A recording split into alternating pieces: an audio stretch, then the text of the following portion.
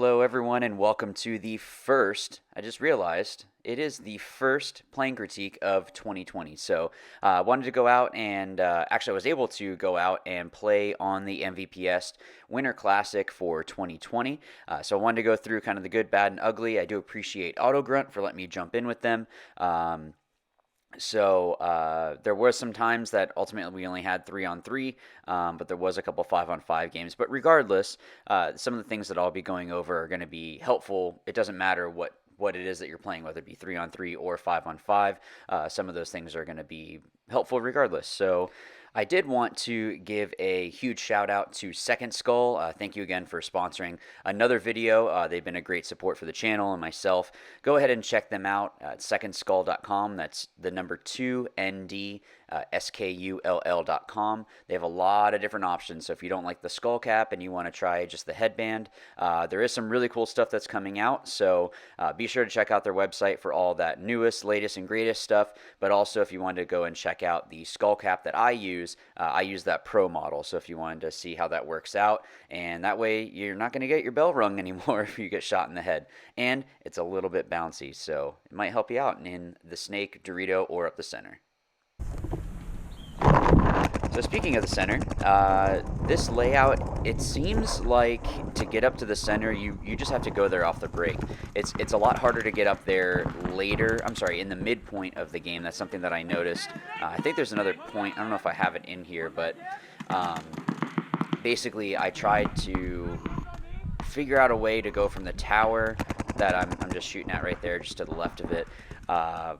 And it really wasn't working out well. There's a lot of stuff that can shoot those gaps if they get further up the field. But if you go here right off the break, you might be able to catch some people sleeping. So ultimately, I'm not talking because I don't think they knew that I was there.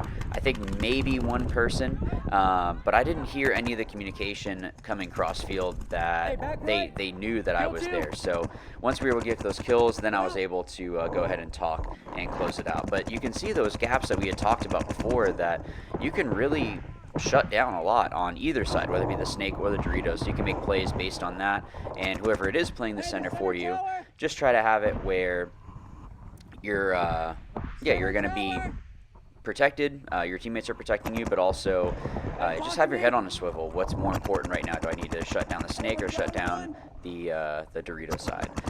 But over here, running and gunning out to that Dorito corner, it can be a little bit difficult. I did take a bounce going out there, so there is kind of a blind shot over that brick, and I'm sorry, not over the brick. Well, yes, there is one over the brick, but also just from that can on the Dorito side, you can shoot. There's a gap that you have to run through, so just be mindful of that. It wouldn't be something that I would want to do on a regular basis, basically. But yeah, so the only downside with this, I did kind of get trapped. So they were able to get further up on the Dorito side. I don't know why I wasn't saying that he was at the 50 brick. I don't know if at this point I was the last one, because this did come down to a 2-on-1. So I think maybe that's why I wasn't talking. I didn't see anyone there. So anyways, it was this player moving up on the Dorito side, and then there was someone on the snake side. Now what I'm doing here, I thought I saw something, so I was just checking my myself. I kind of had a feeling that he was going to come. I mean, ultimately it's a 2-on-1. You only need one guy to hit the buzzer. So when he stopped shooting and stopped engaging in those gunfights, I kind of knew he's probably coming. I was able to check off the tape, and then I kind of started wrapping the outside of that tower, and that's when I'm going to be able to kind of get the jump on him a little bit, because like you saw, I was able to go and get that shot to be able to shoot that player out that was trying to come and get me. Now, all I'm doing here is just trying to get into good position. Staying in that little Dorito isn't going to be ideal. He moved back to this Aztec. Now, I don't think it's bad that I stayed here. I am going to move to this other Dorito. I don't think that he has that bounce shot off the brick, so that one to the left there, remember we had talked about that in that walkthrough video, where they should be able to bounce it off that brick into, so if the player is doing something like this, I guess maybe he might have that bounce. Now that I see it there, I wasn't really worried about it when we were playing, but I could have made this move that I'm about to do sooner, and I should have had my gun up. But basically, I was just trying to get up and get kind of sneaky, and then he was trying to fill out, and I was able to shoot him because I don't think he was expecting that I was going to be coming like that. This is probably one of the worst dives I've ever done. I was able to get in alive. That's all that matters. Ultimately, the good thing is that I was saying back left, but actually he went to the Dorito 2, and because I'm blocked out, I can't see anything. This bounce shot that I try here doesn't work. I was trying to bounce it off that cake and go into the 50 snake. It's going to bounce way to the outside of him now that I look at it. I don't think it was me that shot him there. So now I'm just trying to make sure. I don't want to just move up just to move up because there's a lot of stuff in the way. So if I move up and he's kind of hanging out, then he's going to be able to shoot me. So once I confirmed, because he shot, and ultimately it's tough because I think it was a 1-on-2 or 1-on-3. I probably could have gone and gotten him, but yeah, I guess I was just being nice, which usually gets me in trouble a lot. This shot from this can is really good. If you, and I think I have another point where I go ahead and actually shoot that guy out. So you can shoot that Dorito player pretty easily going out into that. So especially watch for that that overslide. So you can just hear me saying, just trying to figure out what's going on. I knew that I could go up the field if there wasn't a snake. I do look snake's eye because the other guy that was next to me was saying the snake wedge or snake wing, and I thought maybe someone was in there, but then once I was able to check that off, I was like, okay. It was really stupid of me not to say, the left can. Eventually that player, I think I do shoot them here, or someone else does. I'm not sure exactly, but this late move to go and get up the field is actually going to be really beneficial. I think that's going to be the way that you'll be able to play this. It's either you're going to go late into the center, or you're going to have to go right off the break. There's that shot again that I was talking about. So I was just trying to get out wide. This is actually, you have a blind shot over that pin, so that's something that I was doing right there to make sure that I could maybe drop in a shot and get that. And I can kind of be protected because of that nub on the little W here, that one in the center, so I can kind of watch that. I don't know if I was trying to just shoot a gap, or I'm not sure why I was doing that. I don't know if I was maybe trying to bounce it off. Now, the player next to me in the Dorito ended up getting shot, so I was able to fill out and take his spot and go from here. Now, what happens is actually I did bounce the player in the left hand. They said that I had bounced them before, but we will end up trading. We end up winning the point, but both cans, center tower. all I'm doing is just talking, and just whatever it is that I see. And ultimately, I mean, sometimes it works out, but I was able to get a kill off the break and then trade. So I basically did my job, being able to take 2 bodies with me.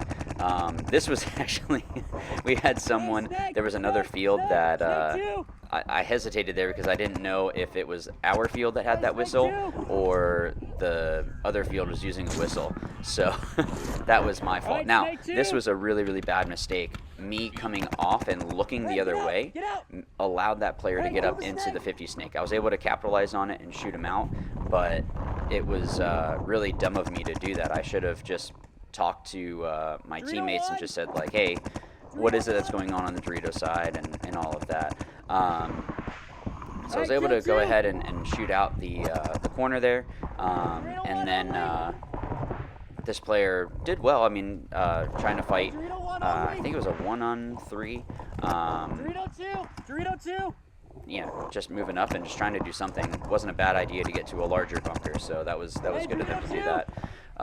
But yeah, so we ended up getting that point there. So this is another way you can use both sides. Both of these centers, you can see the gaps that you can see there. So if you get there before that other player, you're going to be able to do a lot of damage. Now, actually getting these kills on the snake side, you of course want to just look that way. So it might depend on, are they a snake heavy team that you're playing, or is it a Dorito heavy team? And then you can kind of decide from there, and you can get a lot of the same shots from both of these center bunkers.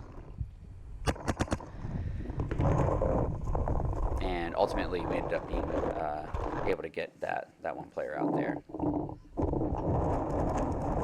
Now this snake side, this run is possible, and if you stay low, that tower, if they're shooting up over the top, they can probably shoot you even if you stay low. But I didn't feel any pressure, so I took the risk, and they're not going to be able to shoot you down the tape.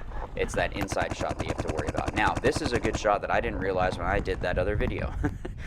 You can shoot that Dorito 1. Dorito 1? I ended up shooting that player out and didn't know it, so that's something that'll kind of, yeah, that you can just kind of keep in mind.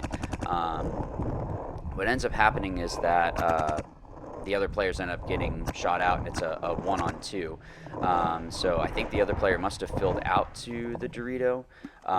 So all I'm doing is, okay, what's the most important person? I know that the Dorito player is going to have to come further up the field to come and get me, whereas the snake player is a lot closer. So I can kind of hide here for a second, and I just decide I'm going to go commit. So I put in the other guy, and once he tucks in, I'm going to take the chance to go shoot him, and then now it's a 1-on-1. So I have put myself in a better situation to win this game. So